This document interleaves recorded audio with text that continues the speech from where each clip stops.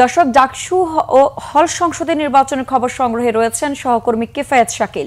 সরাসরি কথা বলছি তার সঙ্গে। কিফায়েত, ভোট গ্রহণ এখন কি অবস্থায়? ভোটার উপস্থিতি কি একটু বেড়েছে?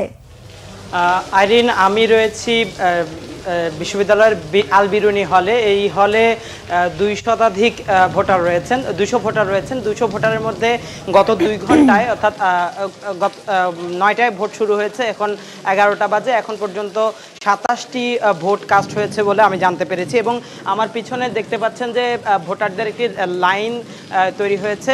তবে এখনো পর্যন্ত সেভাবে আসলে বড় লাইন না, অল্প কিছু কয়েকজন ভোটার, 4-5 জন ভোটার এখানে উপস্থিত হয়েছেন।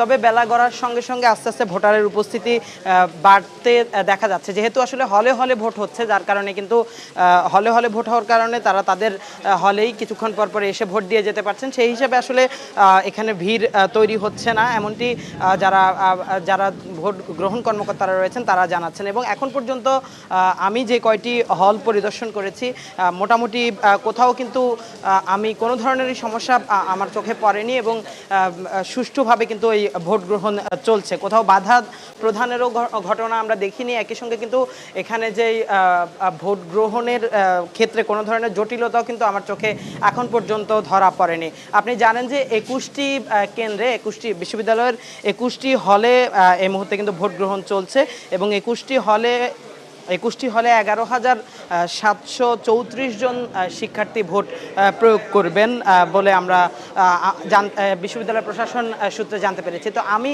আলবিরুনি হল থেকে যেমনটি বলছিলাম যে এখানে কিন্তু সুষ্ঠুভাবেই ভোট গ্রহণ চলছে। এই ছিল আমার কাছে জাহাঙ্গীরনগর বিশ্ববিদ্যালয়ের আলবিরুনি হল থেকে সর্বশেষ।